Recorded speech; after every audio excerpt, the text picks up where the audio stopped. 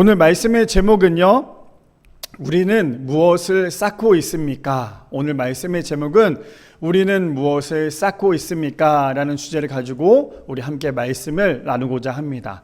우리가 지금 계속 창세기 말씀을 가지고 나누고 있죠. 그 중에 이제 오늘은 우리가 너무나 잘 알고 있는 바벨탑 사건이에요. 그래서 이 바벨탑 사건을 오늘 하루만 다루기에는 너무 아까워서요, 오늘도 하고 다음 주에도 이제 이어서 계속 말씀을 나눌 건데, 오늘은 우리가 좀 오늘 말씀을 들을 때 우리가 좀 잘 들어야 될 것 중에 하나는 뭐냐면요, 어떤 중심이냐면 나 중심에 대한 말씀이에요. 그리고 우리 다음 주에는 또 내가 아니라 이제 우상에 대해서. 그래서 우리가 지금 어떤 것을 쌓고 있는지, 우리가 신앙생활을 열심히 하고 있지만 신앙생활 가운데 우리가 지금 쌓고 있는 게 무엇인지를 대해서 우리가 좀 함께 나눠봤으면 좋겠어요. 바벨탑 사건이라고 하면 우리 너무나 잘 알죠. 사람의 욕심에 따라서 바벨탑을 계속해서 건설해 나가죠. 그러다 결국에는 하나님께서 그것을 무너뜨리며 그들의 언어를 다 바꿔버리는 그런 일들이 벌어집니다. 그게 우리가 너무나 잘 알고 있는 이 바벨탑 사건이죠. 그래서 오늘 이 바벨탑 사건에 대해서 하나님께서 오늘도 이 말씀을 통해서 우리에게 무엇을 말씀하고자 하는지, 그래서 우리가 설교를 들을 때 그냥 오늘 우리가 성경 말씀을 듣는구나라고 끝나시면 안 되고요. 오늘도 이 메시지 안에서 내가 어떻게 살아야 하고 이 메시지 안에서 우리가 어떻게 살아가야 하는지, 그래서 나에게 주어진 그 은혜가 무엇인지를 오늘도 말씀을 통해서 우리가 잘 듣고 뽑아내야 돼요. 그래서 오늘도 이 시간에 그냥 가만히 듣고만 계시지 마시고 우리 저번 주에 배운 것처럼 아멘 하면서 내 말씀으로 내가 이 말씀을 잘 받아들일 수 있는 우리 모두가 되기를 축복합니다. 날씨가 많이 더워졌어요. 그렇죠? 이제는 열대야까지 온 것 같아요. 날씨가 얼마나 더운지 저희 집 방에는 저희가 4명에서 같이 한 방에서 같이 하고 있는데 저희 방에 29도까지 올라가요. 그래서 우리 애들이 너무 덥다고 막 화를 낼 정도로 그렇게 해서 저희가 어쩔 수 없이 또 에어컨 켰다가 껐다 계속 이렇게 반복을 하고 있는데, 그만큼 날씨가 많이 더운 것 같아요. 근데 앞으로도 날씨가 더 많이 더워질 거라고 얘기를 해요. 제가 저번 주에 그 TV 시청을 했던 거에 대해서 함께 나눴잖아요. 그렇죠? 지구가 많이 뜨거워졌다. 근데 요즘에는요, TV를 틀면 틀수록 항상 그 이야기만 나와요. 그만큼 지금 굉장히 심각하다라는 거에 대해서 이야기를 하고 있어요. 그래서 앞으로도 더 날씨가 많이 더워질 거라고 얘기를 하는데, 그만큼 우리 성도님들 몸에 대해서 잘 관리해 주셔야 돼요. 진짜 어느 정도냐면 날씨가 많이 더우면요, 사람이 어지럽고 핑 돌잖아요. 그러니까 내 몸을 최대한 잘 관리해 주시고 수분 섭취도 잘 해주시고, 그래서 여름에 아무리 배가 고파도 더위는 드시지 마시고, 아시겠죠? 그래서 이번 여름도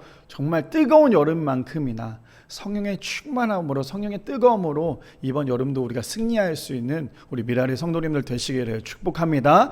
자, 말씀 들어가기 전에요, 제리 브리지스라는 목사님이 이런 말씀을 하셨어요. 저는 이 매주마다 제가 설교하기 전에 이렇게 말씀을 드리잖아요. 제가 이 문구를 가지고 말씀이랑 연결하면서 되게 많이 묵상을 하는데, 저는 오늘 이 말씀이랑 이 문구가 너무너무 잘 맞고 우리 성도님들이 정말 기억해야 되는, 제가 매주마다 말씀드리는 거 꼭 기억하라고 하는데 말씀을 압축시켜 놓은 이야기이기도 하죠. 그래서 이렇게 말합니다.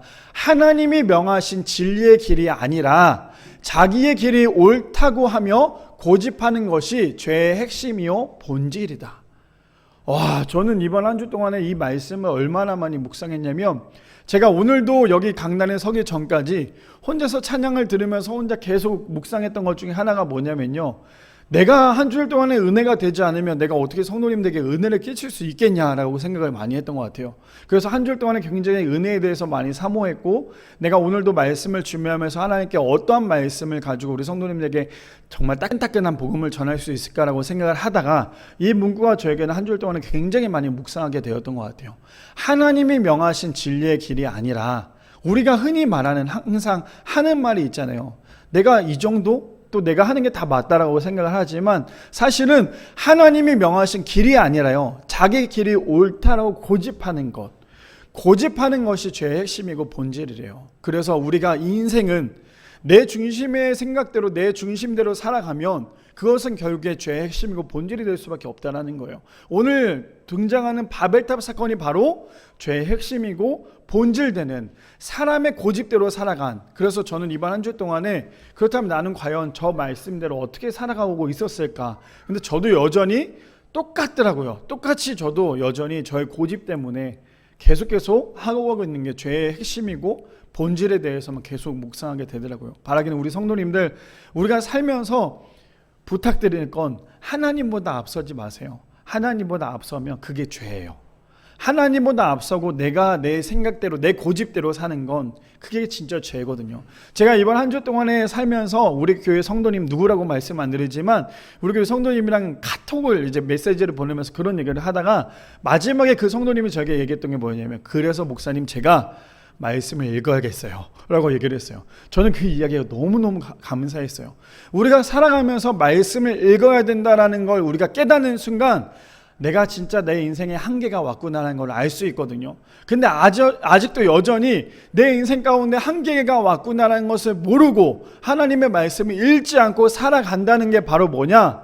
저기 말한 대로 죄의 핵심이고 본질이라는 거예요. 그래서 우리의 인생은 반드시 하나님 말씀 앞에 있어요. 하나님의 말씀 가운데 있어야 돼요. 근데 하나님의 말씀이 아니라 내 말씀이 앞서면 결국에는 그것이 죄라는 사실. 그래서 우리 성도님들 바라기는 우리가 하나님의 말씀 안에 꼭 거하는, 그래서 제가 매주마다 강조하잖아요.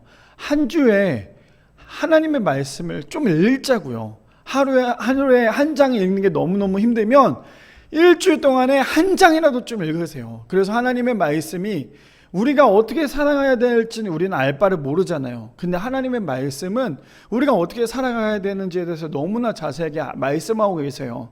저한테 질문하는 모든 것들이 다 하나님 말씀 안에 있는 것들에 대한 제가 답변을 드리는 건데, 그렇다면 이제는 내가 좀 하나님의 말씀과 하나님의 말씀을 잘 묵상해서 그 말씀대로 살아내려고 하는 것이 우리의 인생이 되어야 되지 않겠습니까? 그래서 우리 성도님들 바라는 건 저기 말씀하신 것처럼 하나님이 명하신 진리의 길이 아니라 자기의 길이 옳다고 하며 고집하는 것이 죄의 핵심이고 본질이라는 사실. 그래서 언제나 하나님의 말씀 가운데 거하고 하나님을 믿는 사람이라면, 정말 크리스천이라면 하나님의 말씀을 진짜 읽어낼 수 있는, 그래서 하나님의 말씀을 분별할 수 있는 사랑하는 우리 교회 성도님들 되시기를 축복합니다. 자, 그렇다면 오늘 말씀의 제목, 우리는 무엇을 쌓고 있습니까? 라는 주제를 가지고 함께 세 가지로 나누기 원하는데, 첫 번째로는요, 우리의 인생의 주인이 누구인지를 먼저 알아야 한다라는 거예요. 첫 번째로는 우리의 인생의 주인이 누구인지를 먼저 알아야 합니다. 우리 본문을 좀 살펴볼까요? 본문에 보면 이렇게 시작을 하죠. 온 땅의 언어가 하나요, 말이 하나였더라 라고 시작을 합니다. 그 전까지 우리가 노아의 방주 사건, 근데 우리가 계속 제가 왜 하나님의 말씀을 읽어야 됩니다라고 말씀드린 이유 중에 가장 큰 원인이 뭐냐면요, 오늘 또 등장하는 이 바벨탑 사건을 보면 사람들이 수많은 죄를 지는 것 중에 하나가 뭐냐면요, 바로 하나님의 말씀을 읽지 않으니까 분별력이 없는 거예요. 하나님의 말씀이 어떤 건지를 모르니까 자신이 원하는 대로 살아가는 거예요. 그 중에 첫 번째가 뭐냐면 1절에 온 땅의 언어가 하나요, 말이 하나였더라. 우리 성도님들 그거 아시죠? 사람과 사람의 대화에서 말이 통하거나 하면 사람들은 좋은 말 하기보다는 대부분 나쁜 말을 먼저 많이 해요. 저도 수많은이 아니죠. 뭐 그렇게 길진 않았지만 사역하는 그 기간 동안 보면요, 교회들이 계속해서 상처가 되고 교회 안에서 계속해서 아픔이 있는 이유는 뭐냐면요, 성도들 간의 사이에서 긍정적으로 대화하기보다는 언제나 부정적으로 대화를 하더라는 거예요. 제가 여기 교회를 개척을 하고 난 다음에 몇 분의 집사님들이 교회를 찾아오셔서 제가 이전에 그러니까 전에 사역했던 교회에 이제 그런 문제점에 대해서 성도님들이 막 저한테 얘기를 하면서, 또 어떤 청년에 대해서, 어떤 집사님에 대해서 막 이런저런 얘기를 해요. 저 사람은 저러지 말았는데 왜 저럴까요? 라고 저에게 막 얘기를 하거든요. 근데 제가 그걸 다 듣고 난 다음에 예전 같아서는 그러게 왜 그랬을까요? 막 했는데, 제가 그 얘기를 다 듣고 난 다음에 뭐라고 말씀드리는 줄 아세요? 그 집사님한테, 그 성도님한테, 근데 저는요, 그게 참 부럽네요. 그래서 목사님 뭐가 부럽냐고. 우리는 뭐 부정적으로 얘기할 수 있는 사람도 없어요. 그런 사람조차도 없어요. 그러니까 지금 이 시간이 얼마나, 근데 중요한 건 뭐냐면 그 사람들에게 그렇게 안 좋은 생각을 갖고 이야기한다는 건 결국엔 그 사람은 그 이야기를 조차도 모르지만 그렇게 말씀하시는 본인이 결국에는 더 자신의 죄를 계속해서 쌓고 있다는 거 꼭 기억하셨으면 좋겠어요 라고 제가 그렇게 말씀을 드렸어요. 사람들이 모일 때마다 가장 많이 하는 것 중에 하나가 바로 뭐냐면요, 부정적인 얘기예요. 사람들을 헐뜯고요, 사람들에 대해서 안 좋은 얘기를 하잖아요. 우리 성도님들, 우리 지금까지 살면서 이번 주도 살면서요, 사람들을 만났을 때 좋은 소리가 더 많으셨어요? 아니면 나쁜 소리가 더 많으셨어요?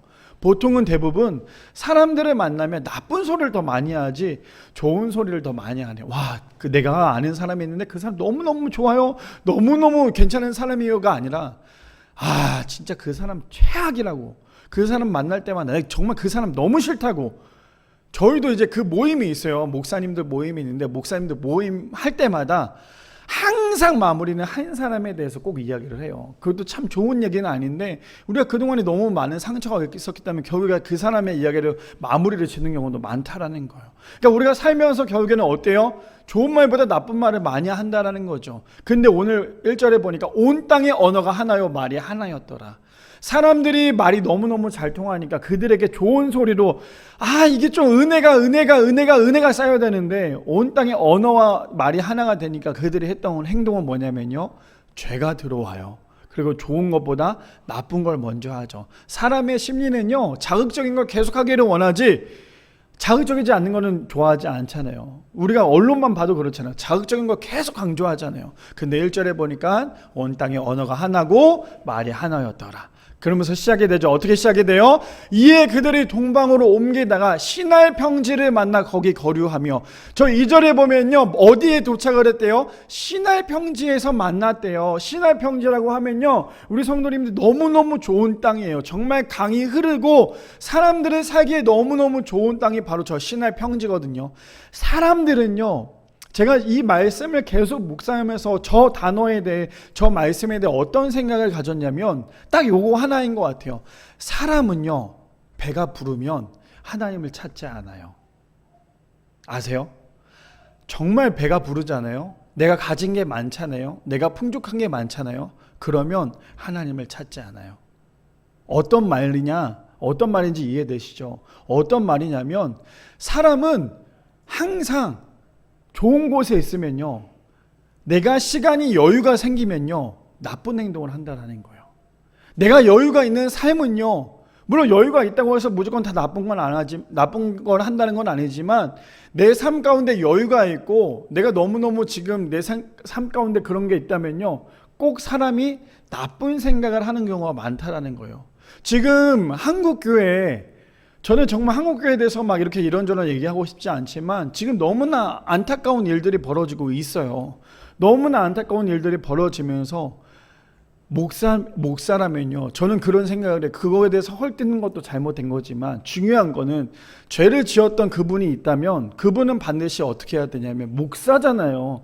강단에서 설교하는 사람이잖아요. 그러면 그가 해야 되는 행동은, 자기가 잘못을 했으면 회개하고 돌아와야 돼요. 자기가 어느 정도 권력이 생기고 뭔가 배가 부르니까 자꾸 딴짓을 해요. 그리고는 잘못된 죄를 저질렀잖아요. 그러고 나니까 결국에는 그 사람 한 사람의 죄로 인하여서 어떤 일들이 벌어지냐면요, 수많은 성도님들이 상처를 받아요. 그리고는 그것을 본 성도님들이 신앙을 잃어버리는 행동들이 많다라는 거예요. 그래서 제가 저번에도 한번 말씀드렸지만, 저는 사역을 하면서 그렇게 참 많이 했던 것 같아요. 성도님들에게 꼭 그런 얘기를 해요. 만약에 제가 나쁜 마음을 갖고 있다면 저한테 꼭 거기에서, 그 자리에서 바로 뭐라고 좀 해달라고. 그래야 저도 사는 거고 성도님들도 사는 거라고 말씀을 드렸어요. 무슨 말이냐면, 지금 저 사람들이 언어도 하나였어요. 근데 너무너무 좋은 정말 기가 막힌 땅에 도착을 했어요. 그랬더니 그들은 거기에서 노아처럼 하나님께 예배를 드려야 되는데 예배가 아니었어요. 너무너무 살기 좋으니까, 정말 배가 부르니까 하나님을 찾는 것이 아니라 어떻게 하고 있어요? 자, 우리가 오늘 왜 이 본문에 대해서 이야기를 하냐면, 어떻게 하냐면요, 3절에 보니까 그들이 한 행동이에요. 서로 말하되, 자, 벽돌을 만들어 견고히 굽자 하고 이에 벽돌로 돌을 대신하며 역청으로 진흙을 대신하고. 지금 뭘 하겠다는 거예요? 탑을 쌓겠다는 거예요. 어떤 탑을 쌓냐면요, 벽돌을 이제 만드는 거예요. 아주 굽게 단단하게 만들겠다는 거예요. 단단하게 만들고 난 다음에 거기에 역청으로, 진흙으로 대신하는 게 아니에요. 우리 역청이라고 한다면 기억나세요? 노아의 방주 만들 때 역청으로 칠했잖아요. 그리고 갈대 상자를 만들 때도 역청으로 칠했어요. 저 역청이라는 건 뭐냐면요, 정말 단단하고 방수가 되고 흔들리지 않는 정말 견고한 거예요. 그것으로 역청으로 진흥을 대신하겠다라는 거예요. 무슨 말이냐? 저때 당시 수많은 사람들이 건축에 대해서 사실 얼마나 많이 알겠어요. 잘 모르잖아요. 근데 하나님께서 주셨던 지혜를 가지고 이들이 행했던 행동은 뭐냐면요, 하나님께서 이만큼 주셨기 때문에 하나님께 감사함으로 예배를 드리는 게 아니라 하나님께서 주시는 걸 가지고 뭐 하냐면 그들의 욕심대로 살려고 진흙 대신에 역청으로 단단하게 그 탑을 만들려고 하는 거예요. 하나님께서 주신 너무 젖과 꿀이 흐르는 너무너무 좋은 땅에서 그들이 행했던 행동은 뭐예요? 내가 배가 부르니까 하나님을 찾지 않아요. 자, 4절에 보니까 어떻게 해요? 또 말하되 성읍과 탑을 건설하여 그 탑을 꼭대기 하늘에 닿게 하여 우리의 이름을 내고 온 지면에 흩어짐을 면하자 하였더라. 저 사람들의 문제점이 뭔지 아시겠어요? 자, 근데 사실 탑을 만들거나 그것을 건설하는 건 나쁜 건 아니에요.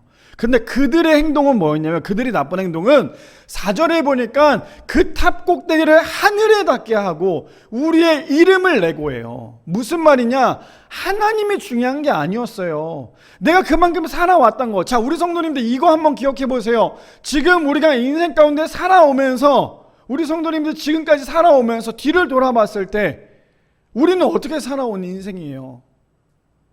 나는 너무나 힘들었어요. 너무나 고통스러웠어요. 근데 그 고통도요, 그 힘든 모든 과정들도요, 뒤를 돌아보면 결국에는 하나님께서 나를 견고하게 세우시기 위한 그런 과정이었다라는 거예요. 그러니까 우리의 인생 가운데 하나님이 없으면 아무것도 안 되는 인생이 되는 거죠. 그런데 오늘 지금 이들이 하나님께서 그동안에 살려주셨잖아요. 노아의 방주 이후에 또다시 많은 사람들이 생겼어요. 언어가 다 똑같기 때문에 그들은 불편함이 없어요. 그런데 그들이 행했던 행동, 가장 좋은 신할 평지에 도착을 했어요. 근데 그들이 행했던 행동은 하나님께 예배를 드리고 제단을 쌓았던 게 아니라, 그들이 행했던 행동은요, 하나님께서 너무나 많은 것들을 부어주셨는데 감사하기는커녕 그들이 행했던 행동은요, 자신의 이름을 내기 위함이었다라는 거예요. 우리 성도님들도 마찬가지예요. 저도 마찬가지고요. 신앙생활 하면서요, 오늘도 우리가 예배를 드리면서 내 이름을 자꾸만 내려고 하고, 우리가 신앙생활 하면서 내가 했다라고 얘기하는 순간 우리의 인생은 완전히 주저앉을 수밖에 없다라는 거예요. 교회 안에서 가장 큰 교만이 뭐냐면요, 내가 했다예요. 내가 했다라고 하는 순간 하나님이 없는 거예요. 제가 저번에도 말씀드렸죠. 하나님이 있고 우리의 삶이 좀 힘든 거는 그게 은혜라니까요. 하나님이 계시지 않고 우리가 너무나 잘 되는 건 그건 저주예요. 근데 지금 이들이 행했던 건 뭐예요? 하나님이 계신데도 불구하고 그들이 행했던 행동은요, 결국에는 자신의 이름을 드러내려고 하는 거예요. 신앙생활 가운데, 믿음생활 가운데 가장 우리가 주의해야 되고 가장 조심해야 될 것 중에 하나가 우리의 이름을 자꾸만 교회 안에서 드러내는 거예요. 내 이름을 자꾸만 드러내니까 결국에는 내가 상처를 받는 거고요, 결국에는 나 때문에 결국에 하나님의 영광을 가리는 거예요. 하나님의 영광을 가리는 신앙은요, 그거 신앙 아니에요. 그거는 가짜예요. 근데 지금 사람들이 행했던 행동은 뭐예요? 하나님께서 다 부어주셨음에도 불구하고 결국에는 바벨탑을 쌓고는 자신의 이름을 내기 위해서 행했던 행동이었다는 거예요. 첫 번째 주제가 뭐였습니까? 우리의 인생의 주인이 누구인지를 먼저 알아야 한다는 거예요. 근데 우리가 살면서 이 우리의 인생 가운데 주인이 누군지를 자꾸만 잃어버릴 때가 있어요. 잃어버리다 보니까 결국에는 어떻게 되냐? 하나님이 우리의 인생 가운데 주인이 아니라 자꾸만 내가 내 인생 가운데 주인이 될 수밖에 없다라는 거죠. 자, 출애굽기 20장 3절에 7절에 보니까 그래서 하나님께서 십계명을 주셨어요. 이스라엘 백성들에게. 왜요? 이렇게 얘기하죠. 너는 나 외에 다른 신을 내게 두지 말라. 너를 위하여 새긴 우상을 만들지 말고 또 위로 하늘에 있는 것이나 아래로 땅에 있는 것이나 땅 아래 물속에 있는 그 어떤 형상도 만들지 말며, 5절에 보니까요, 그것들에게 전하지 말며 그것들을 섬기지 말라. 나 내 하나님 여호와는 질투하는 하나님인지 나를 미워하는 자의 죄를 갚되 아버지로부터 아들에게로 3, 4대까지 이르게 하거니와 나를 사랑하고 내 계명을 지키는 자에게는 천대까지 은혜를 베푸느니라. 7절에 이렇게 얘기합니다. 너는 내 하나님 여호와 이름을 망령되게 부르지 말라. 여호와는 그의 이름을 망령되게 부르는 자는 죄 없다 하지 아니하니라. 십계명의 가장 큰 게 뭐예요? 하나님 외에 다른 신을 섬기지 말라고 하잖아요. 근데 저 7절에 보니까 너는 내 하나님 여호와의 이름을 망령되게 부르지 말라예요. 무슨 말이냐면 저게요, 단순히 우리가 우상을 만들어서 저것을 이야기하는 게 아니라 우리의 이름을 드러내는 그 순간부터 하나님의 이름을 망령되게 얘기하는 건 똑같다라는 거예요. 왜 많은 교회들이 무너지고 있습니까? 많은 교회들이 무너진 것 중에 하나가 뭐냐면요, 제가 저번 주에도 말씀드렸잖아요. 제가 자꾸만 번아웃이 왔던 이유는 내가 자꾸만 주인이 되려고 하니까. 교회 안에서 하나님이 주인이 되셔야 돼요. 교회뿐만 아니라 우리의 인생 가운데도요, 하나님의 주인이 되지 않으면, 결국에 내가 주인이 되면요, 7절에 말한 것처럼 여호와 이름을 망령되이 부르지 말라라고 했는데, 우리는 내가 주인이 되는 순간 내 인생 가운데 하나님이 주인이라는 것을 우리가 잃어버리는 순간, 그래서 내 이름을 드러내는 순간 결국에 어떻게 돼요? 여호와의 이름을 망령되게 부르는 것과 똑같다라는 거예요. 그래서 우리가 살면서 중요한 건 뭐냐면 내 인생 가운데 주인이 누군지를 먼저 알아야 돼요. 그것을 알지 못하고 분별하지 못하는 순간, 제가 말씀드렸잖아요. 이번 한 주간 동안 우리 성도님 한 분이 내가 목사님 제가요 성경을 읽어야겠어요 라고 얘기하는 건 결국에는 하나님의 말씀을 알아야 분별력이 생기는 거예요. 하나님의 말씀을 우리가 듣고 말하고 또 그 말씀을 잘 읽고 묵상을 해야지만 우리가 분별력이 생기는 거예요. 하나님의 말씀을 읽지도 않는데 어떻게 우리가 알겠어요? 하나님의 말씀을 알지도 못하는데 우리가 어떻게 분별하겠어요? 분별이 뭔지도 모르는데. 하나님이 나 왜 다른 신을 섬기지 말라고 말씀하신 건 하나님의 말씀을 알아야 다른 신을 안 섬길 거 아니에요. 근데 내가 그냥 단순히 주일날 설교만 듣고 나는 예배 끝났다, 이러다 보니까 우리가 자꾸만 하나님의 이름 망령되이 일컫는 거예요. 그뿐 아닙니다. 요한일서 1장 8절에 보니까 이렇게 얘기해요. 만일 우리가 죄가 없다고 말하면 스스로 속이고 또 진리가 우리 속에 있지 아니할 것이요 라고 얘기를 하고 있죠. 누가복음 14장 11절에는 또 이렇게 얘기합니다. 무릇 자기를 높이는 자는 낮아지고 자기를 낮추는 자는 높아지리라. 자꾸만 자신이 인생 가운데 자기를 높이려고 하니까요, 자꾸만 낮아질 수밖에 없어요. 하나님 앞에 고개를 들 수 있는 사람은 아무도 없어요. 아무리 훌륭한 신학가고 아무리 훌륭한 목사님이라 할지라도요, 하나님 앞에서는 다 똑같은 죄인에 불과해요. 그냥 우리가 봤을 때 너무너무나 존경하는 목사님이고 너무너무나 좋아하는 목사님이어도요, 하나님 앞에서는 다 똑같은 죄인이에요. 인간들 사이에서 내가 조금 더 권력이 있고 내가 조금 더 높다고 해서 그 사람이 대단한 게 아니라니까요. 하나님 앞에서는 다 똑같은 인물이에요. 자, 우리 이렇게 생각해 볼까요? 우리가 옥상에서 아래를 쳐다볼까요? 그러면 사람들의 머리가 다 검정색이잖아요. 그렇죠? 다 검정색이란 말이에요. 그러면 그 중에 저 사람이 더 크고 더 대단하다는 사람 아무도 없어요. 왜냐하면 위에서 아래를 보면요, 그 사람의 키가 작은지도 몰라요. 그냥 다 점으로밖에 보이지 않잖아요. 하나님이 우리를 보실 때 그 정도밖에 보이지 않는다라는 거예요. 그러니까 우리는 하나님 앞에서 우리 스스로를 높일 이유가 없다라는 거죠. 그리고 높여서도 안 돼요. 하나님 앞에 우리는 어떻게 해야 돼요? 항상 겸손해야 돼요. 성경에 보면 수많은 인물들을 보면요, 성경에 나오는 인물들 중에 하나님 앞에 겸손했던 사람들, 하나님께서 그 사람들을 세우세요. 우리가 알고 있는 2렙돈밖에 드리지 못했던 그 여인도 예수님께서 뭐라 말씀하세요? 여기에 앉아있는 모든 사람들 중에 가장 큰 재물을 하나님께 드렸다고, 물질을 드렸다고 얘기하잖아요.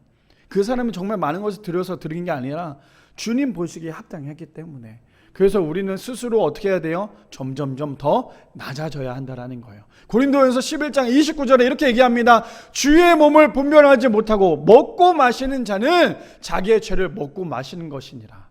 얼마나 두려워요. 얼마나 두렵습니까? 주의 몸을 분별하지 못하고 먹고 마시는 거예요. 우리의 인생 가운데 그래서 우리는 반드시 분별함이 필요해요.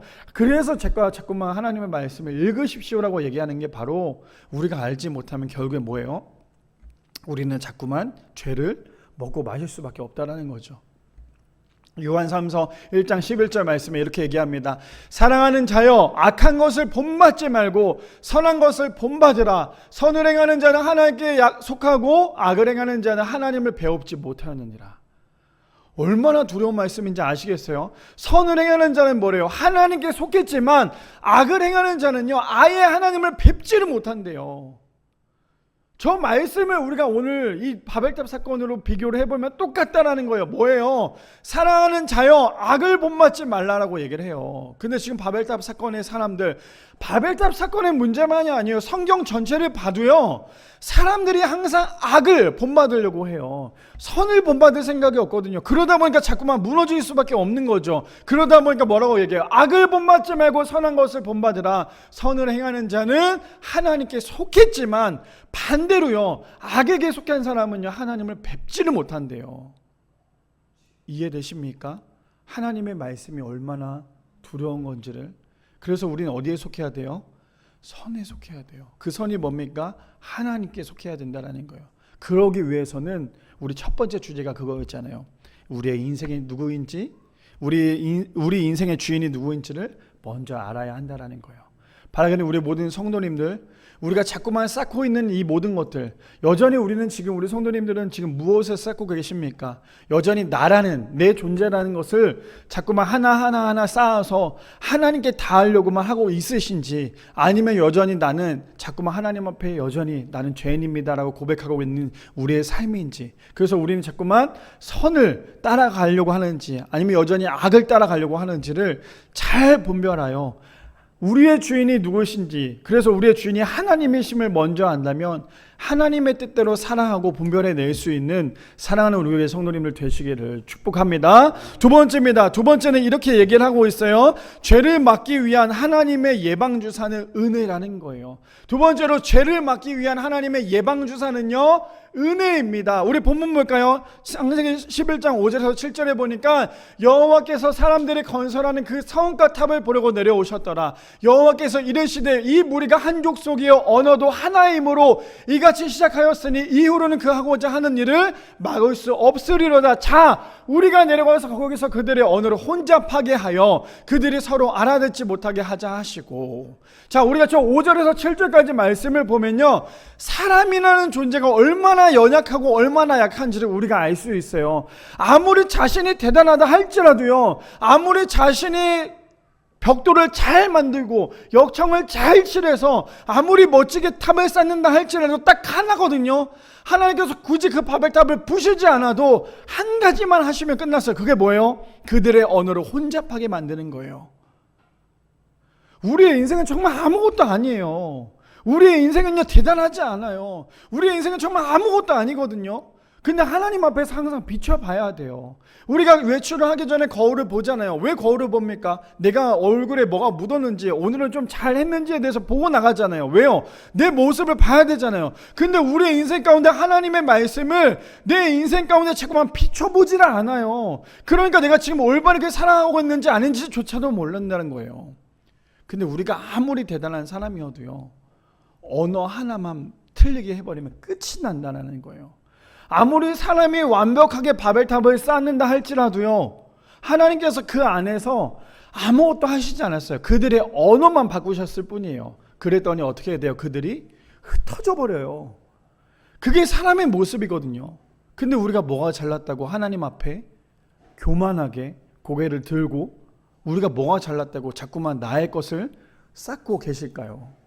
하나님께서 그래서 어떻게 하시냐면 사람들의 죄로 인하여서 자꾸만 무너진 게 너무나 안타까우셔서 직접 내려오셔서 보셨고, 그리고 난 다음에 그들에게 뭘 하셨냐면 예방주사를 놔주셨어요. 우리 아이들도, 우리 성도님들도 어렸을 때 아시겠지만 주사가 얼마나 무서워요. 그렇죠? 주사를 맞는다는 건 진짜 쉽지 않아요. 특히나 최근에 코로나가 있었을 때 코로나 때문에 1차, 2차, 3차까지 막 주사를 맞았잖아요. 물론 주사로 인하여서 많이 아프신 분들도 있었지만 주사를 맞는 이유가 뭡니까? 우리가 독감 주사를 맞는 이유는 독감의 균으로 이기려고 우리가 주사를 맞는 거잖아요. 근데 우리가 예방주사를 맞지 않으면 아프면 되게 많이 힘들거든요. 근데 우리의 죄가 자꾸만 쌓여 있는데 하나님께서 그 죄를 무너뜨리기 위해서 우리에게 예방주사를 놔줬어요. 그게 뭐였냐면 저기에 나오는 본문은 언어를 혼잡하게 하는 예방주사였어요. 근데 그뿐 아닙니다. 요한복음 8장 3절에서 11절 말씀에 보니까요, 우리 너무나 잘 알고 있는 가늠한 여인이 등장을 하는데요, 서기관들과 바리새인들이 음행 중에 잡힌 여자를 끌고 와서 가운데 세우고, 우리 성도님들 8장 3절에서 11절 말씀, 저기에서 나오는 메시지가 뭔지를 잘 우리가 보셔야 돼요. 왜냐하면 보시면 여자를 끌고 와서 가운데 세웠어요. 누가요? 서기관들과 바리새인들이 가늠한 여인을 모든 사람들 광장 앞에 끌고 오죠. 그리고는 예수님께 얘기합니다. 선생님, 이 여자가 가늠하여 현장에 잡혔습니다. 모세 율법에는요 이 여자를 돌로 치라 명하였는데 선생님은 어떻게 말하겠습니까? 지금 뭐 하고 있어요? 이미 답을 정해놓고 가져왔어요. 예수님을 민망하게 하려고, 예수님을 잡아 가두려고. 그들은 나쁜 행동을 가지고, 나쁜 생각을 가지고 예수님께 지금 지금 질문하는 거잖아요. 6절 볼까요? 그들이 이렇게 말하면 고발할 조건을 얻고자 하여 예수님을 시험하려니라. 그랬더니 예수님께서 어떻게 행동을 하고 있어요? 두 번 동일하게 행동을 하시는데 첫 번째 행동이 뭐였냐면 몸을 굽혀서 손가락으로 땅에 뭔가를 쓰시죠. 그들이 묻기를 맞이하지 아니하는지라 이에 일어나 이르시되 예수님께서 뭐라고 말씀하세요? 너희 중에 죄 없는 자가 먼저 돌로 치라 라고 얘기를 하시죠. 그 다음에 8절에 보니까요 다시 몸을 굽힙니다. 첫 번째도 몸을 굽혔죠. 두 번째도 몸을 굽힙니다. 그런데 예수님께서 너희 중에 죄 없는 자가 먼저 돌로 치라라고 얘기했을 때, 그 다음에 다시 예수님께서 그림을 그렸을 때 그들이 이 말씀을 듣고 어떻게 하고 있어요? 양심의 가책을 느껴 어른으로 시작하여 젊은이까지 하나씩 나아가고 오직 예수와 그 가운데 섰던 여자만 남았더라. 지금 어떤 행동이에요? 예수님께서 뭐라 하시지 않았어요. 야 이것들아 너네들 어떻게 이럴 수 있어 라고 하시지 않았어요. 너네들 중에 죄 없는 사람이 이 여인을 돌로 치라라고 말했어요. 그리고 난 다음에 그림을 그렸다라는 거예요. 지금 예수님께서 했던 행동은요, 우리가 잘 묵상해야 될 건 예수님께서 지금 땅에 뭔가를 썼다라는 건 뭐였냐면요, 결국에는 그들에게 회개할 수 있는 기회를 줬다라는 거예요. 지금 이들은 그 가늠한 여인이 죄인임을 갖고 왔잖아요. 끌고 왔잖아요. 그러니까 이 여인을 심판하기 위해서 데리고 왔잖아요. 근데 예수님은 그 여인을 심판을 하려고 하는 게 아니라 이 여인의 죄로 인하여서 너네들의 죄까지 다 용서해 주기 위해서, 회개시키기 위해서 예수님께서 지금 말씀하고 계신다라는 거예요. 그러니 그 가늠한 여인의 사건은 거기에 서 있는 모든 사람들, 수많은 사람들이 다시금 자신의 죄를 깨닫게 하는 예수님의 그 예방 주사였다라는 거죠. 자, 10절에 보니까 그래서 어떻게 행동하고 있어요? 예수께서 일어나서 여자 외에 아무것도 없는 것을 보시고 이르시되 여자여 너를 고발하던 그들이 어디 있느냐? 너를 정죄하던 자가 없느냐? 대답하여 주여 없나이다. 그리고는 예수께서 뭐로 말씀하세요? 나도 너를 정죄하지 아니하노니 가서 다시는 죄를 범하지 말라.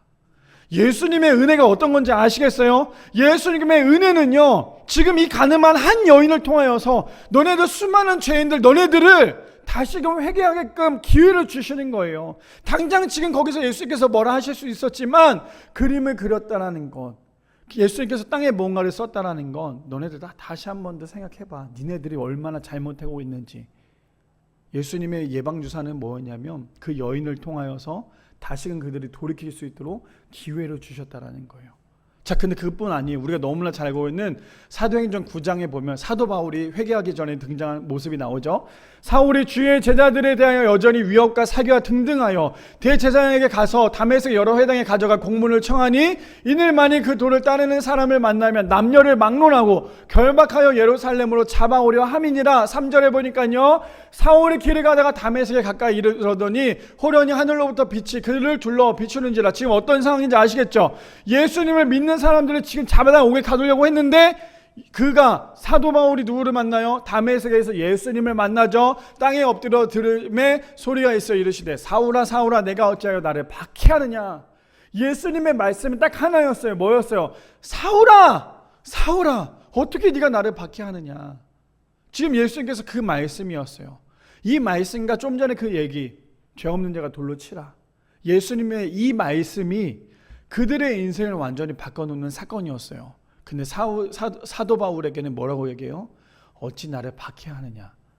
그 말씀 한마디에 5절에요.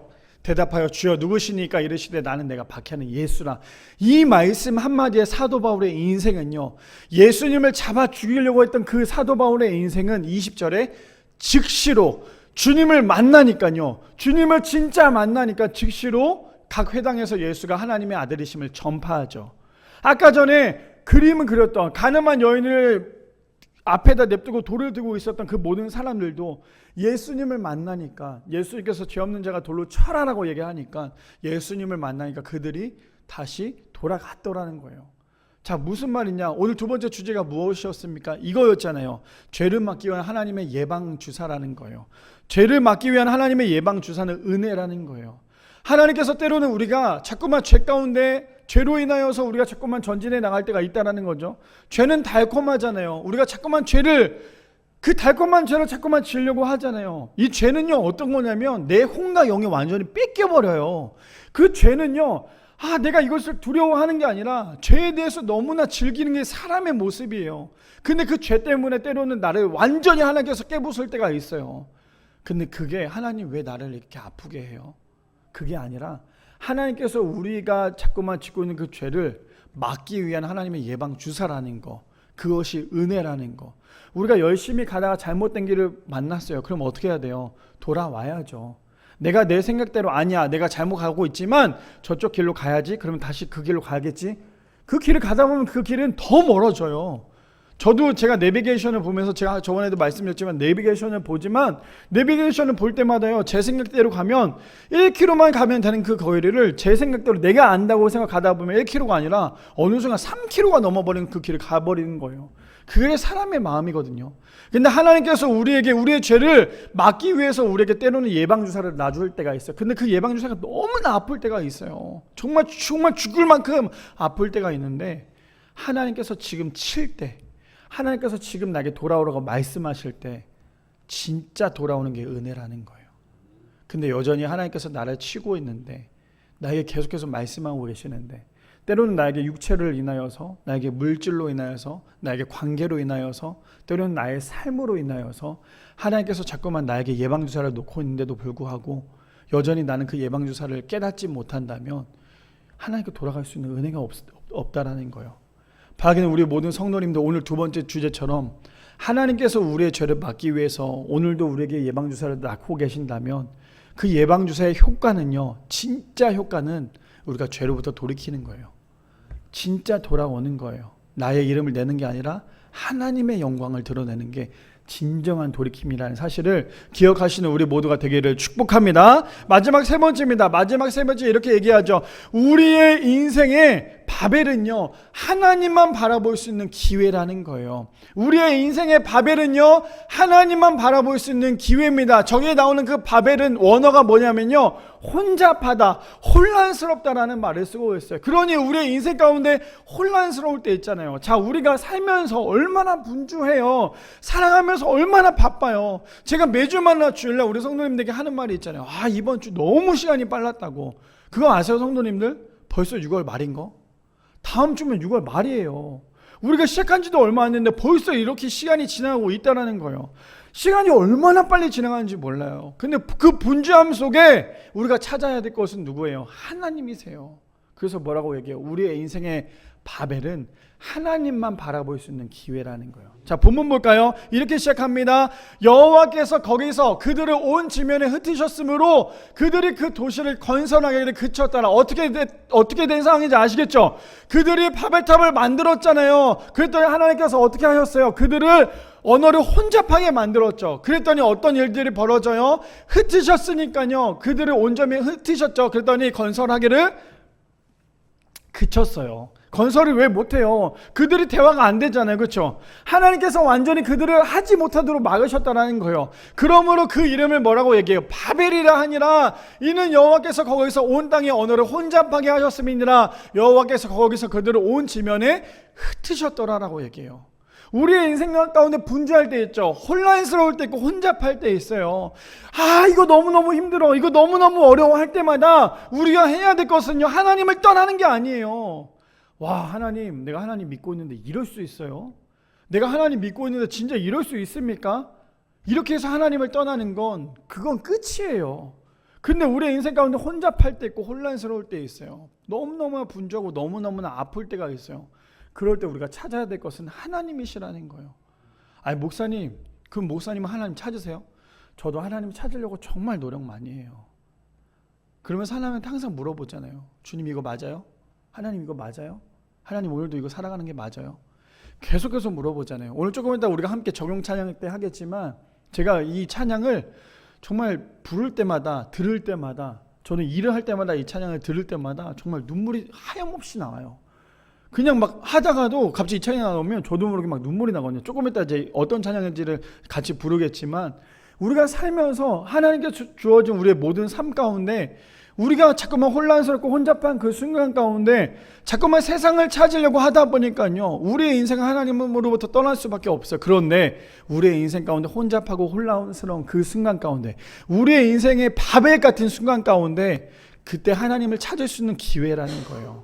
하나님만 찾을 수 있는 기회라는 거예요. 자, 우리 계속 본문 볼까요? 마태복음 4장 18절에 보니까 저는 이 말씀이 우리 성도님들 삶 가운데 반드시 적용되기를 축복합니다. 어떤 거냐면요, 갈릴리 해변에 다니시다가 두 형제 곧 베드로라 하는 시몬과 그의 형제 안드레가 바다에 그물을 던지는 것을 보시니 그들은 어부라 말씀하시되, 뭐라 말씀하세요? 나를 따라오라. 지금 주님이 뭐라고 말씀하시냐면요, 거기 만났던 사람들에게 뭐라고 말씀하시냐면 나를 따라오너라. 다른 거 말씀하시지 않아요. 나를 따라와. 그 말씀만 하세요. 자, 계속 볼게요. 내가 너희를 사람을 낚는 어부가 되게 하리라 하시니 그들이 곧 뭐라고 얘기하고 있어요? 그물을 버려두고 예수를 따르니라. 자, 계속 넘어갈까요? 21절. 거기서 더 가시다가 또 다른 사람들을 만나죠. 누구를 만나요? 야고보와 그의 형제 요한이 그의 아버지 세베대와 함께 배에서 그물 깁는 것을 보시고 부르시니, 그 다음에 예수님께서 또 뭐라고 말씀하세요? 그들이 곧 배와 아버지를 버려두고 예수님을 따르니라. 예수님께서 뭐라 말씀하세요? 나를 따라. 나를 따르라고. 예수님께서 나를 따르라고 말씀하세요. 근데 그들이 지금 하고 있는 건 뭐예요? 자신들의 직업인 거예요. 어부잖아요. 어부들이 하는 행동은 뭡니까? 그물을 깁는 거예요. 그물을 재정비해야죠. 왜요? 내일 또 배에 타서 그물을 던져야 되잖아요. 얼마나 바쁘겠어요. 얼마나 분주하겠어요. 그 분주한 삶 가운데 누가 나타나셨어요? 예수님께서 나타나셨어요. 근데 예수님께서 뭐라 말씀하세요? 야, 너네들 그거 그만해. 나만 따라와. 이게 그런 말씀조차도 안 했어요. 예수님께서 지금 그들을 만나서 말씀하셨던 건 뭐냐면 나를 따르라. 예수님께서 나를 따르라. 근데 그들이 지금 했던 행동은 뭐예요? 곧 그물을 버려두고 예수님을 따르니라. 자, 우리가 이 말씀 잘 생각해 보세요. 그냥 단순히 저걸로 뭐 그들이 예수님 만났으니까 이거 내려놓고 따랐겠지, 이렇게 쉬운 문제가 아니에요. 우리 성도님들한테 당장 내일요, 지금 하고 있는 그 일 있죠. 우리가 하나님을 믿는 사람이지만 기도만 할 수는 없는 거예요. 우리에게 주어진 그 하루하루를 열심히 살아가야 돼요. 그렇죠? 근데 그 열심히 살고 있는, 정말 내가 이 일을 하루라도 쉬게 되면 우리 가정이 굶을 수밖에 없는 그 어려운 상황이에요. 그래서 그들의 직업은 어부였어요. 근데 그 어부가 자신의 전 재산인 그 그물과 배를 냅두고 예수님을 따랐다는 건 이제 나는 내 인생의 주인이 내가 아니라 주님이십니다라는 고백이었어요. 우리 성도님들 그렇게 하실 수 있으시겠어요? 당장 내일 주님이 우리 성도님들 찾아왔어요. 너 지금 하고 있는 그 일 그만해. 나 따라와. 그러면 우리 성도님들 그거 진짜 다 포기하고 따라가시겠어요? 제가 요즘에 그 TV를 보면서 그런 생각을 참 많이 해요. 북한이 자꾸만 우리나라에 지금 안 좋은 것들을 많이 하잖아요. 그렇죠? 오물풍선도 던지기도 하고 뭐 협박도 하잖아요. 근데 이 협박이 참 오랜 기간 동안 있었어요. 근데 그걸 보면서 어떠한 전문가가 그런 얘기를 했어요. 많은 것을 가진 사람은 잃기를 두려워하기 때문에 섣불리 뭔가 할 수 없대요. 그러면서 이제 북한에 있는 그 김정은에게는 뭐 슈퍼카가 20대가 아니라 뭐 아무튼 많대요. 그리고 돈도 많고 가진 게 많으니까 함부로 전쟁을 일으키지 못할 거라고 얘기를 해요. 그러면서 저는 그거에 대해서 오늘 말씀을 갖고 오면서 어떤 거였냐면, 가진 게 많은 사람은요, 함부로 뭘 할 수가 없는 거예요. 그걸 잃을까 봐. 근데 지금 저들은 그들이 가진 것 중에 가장 최선의 것이 뭐였어요? 그물이었잖아요. 배였잖아요. 가정이었잖아요. 근데 그것을 다 내려놓고 주님을 따른다라는 거 결코 쉬운 거 아니에요. 저 메시지를 우리가 읽을 때마다 저들이 예수님을 따랐던 12제자가 되었던 그들의 인생은 결코 쉬운 게 아니었어요. 그들이 예수님과 따라 돌아다녔을 때 그들은 배부르게 먹었을까? 그게 아니었어요. 예수님의 말씀을 듣느라고 뭐 하루에도 몇 번씩 굶었겠죠. 사람들로부터 뭐 존경보다는 핍박이 더 많았겠죠. 하물며 예수님을 죽이려고 했잖아요, 많은 사람들이. 근데 그들이 예수님을 따랐다는 건 내 인생엔 내가 주인이 아니라 주님이 주인이심을 고백했다라는 거예요. 우리 성도님들 저런 믿음이 있으신가요? 저는 저 말씀이 그래서 굉장히 이번 주에 저에게 주시는 말씀이었어요. 나에게 지금 주님이, 야, 너 지금 네가 가지고 있는 가장 소중한 걸 내려놓고 날 따라. 그럼 너 따라올 수 있겠니? 그럼 저의 답변이 뭐겠어요? 목사인데. 당연히 따라가야죠, 주님. 이게 아니었어요. 주님, 저도요, 사실 생각을 좀 해봐야 될 것 같아요. 주님, 저도요, 지금 제 상황 가운데 내가 이게 가능할지 생각을 좀 해봐야 될 것 같아요. 그게 저의 모습이더라는 거예요. 근데 저 제자들은 어떻게 하고 있어요? 자신의 모든 것을 다 내려놓고 가장 분주한 순간에, 가장 혼란스러운 순간에 다 내려놓고 주님을 따랐다라는 거죠. 나는 저러한 제자들의 믿음이 우리 성도님들의 삶 가운데 있기를 축복합니다. 근데 그들이 그럴 수 있었던 이유는 뭐냐면요, 그들에게 믿음이 있어서가 아니에요. 주님의 말씀에 그들을 움직이게 하는 성령님이 함께 하셨다라는 거예요. 자, 계속 볼까요? 마지막입니다. 시편 62편에 보니까, 그래서 저는 이 말씀이 우리 성도님들이 분주한 삶 가운데 묵상하는 말씀이 되었으면 좋겠어요. 어떤 거냐? 나의 영혼이 잠잠히 하나님만 바라며 나의 구원이 그에게서 나오는도다. 오직 그만이 나의 반석이시오 나의 구원이시오 나의 요새시니 내가 크게 흔들리지 아니하리로다. 이어서 5절 말씀에 나의 영혼아 잠잠히 하나님만 바라라. 무릇 나의 소망이 그로부터 나오는도다. 오직 그만이 나의 반석이시오 나의 구원이시오 나의 요새시니 내가 흔들리지 아니하리로다. 바라기는 우리 모든 성도님들의 삶 가운데 하나님이 나의 삶 가운데 계시고 나의 분주한 가운데 내가 잠잠히 주님만 바라볼 때에 우리는 흔들리지 않는다라는 거. 아무리 나의 상황 가운데 어려움이 오고 괴로움이 오고 힘듦이 오고 번아웃이 온다 할지라도 그 분주한 가운데서도 그 혼란 가운데서도 혼잡해하는 그 가운데서도 잠잠히 주님만 바라볼 수 있는, 그래서 우리가 여전히 나의 것을 자꾸만 쌓아가는 것이 아니라 나라는 내 자아만 자꾸만 바벨탑처럼 쌓아가는 인생이 아니라 내 것은 자꾸만 무너뜨리고 하나님의 것으로 세워져 나갈 수 있는 사랑하는 우리 교회 성도님들 되시기를 축복합니다. 제가 아까 전에 말씀드렸던 그 찬양의 가사를 보면요, 이렇게 말합니다. 나의 한숨을 바꾸셨네라는 찬양인데요, 가사가 이래요. 우리 성도님들 같이 눈으로 읽어보시면 너무 좋을 것 같아요. 고달픈 삶에 은혜로 무뎌지고 곧 사라질 것에 내 마음을 두네. 헛되고 헛된 것들을 바라보며 그 은혜를 놓치며 살았네. 주어진 삶을 묵묵히 살아가며, 저는 사실 이 2절에 저 주어진 삶을 묵묵히 살아가며라는 저 단어에 굉장히 눈물을 많이 흘렸어요. 정말 묵묵히 살아가야 되는 거. 근데 중요한 건 뭐예요? 나의 붙드신 주 예수를 보내. 사망 가운데 놓여진 나의 삶을 날 건지신 그 이름 예수. 후렴입니다. 나의 한숨을 바꾸셨네. 주를 향한 노래로, 소망의 노래로 나의 눈물을 거두신 주 예수 안에 살게 하소서. 바라기는 우리 모든 성도님들, 우리의 인생 가운데 고달픈 삶의 은혜로 묻어지고 곧 사라질 것에 대해서 우리의 마음을 두는 것도 아니라 또 주어진 삶을 묵묵히 살아갈 때에 결국에 날 붙드시는 분이 바로 예수님이시라는 사실. 그래서 나의 한숨을 하나님의 찬양 가운데 소망으로 바꿔낼 수 있는 사랑하는 우리 교회 성도님들 되시기를 축복합니다.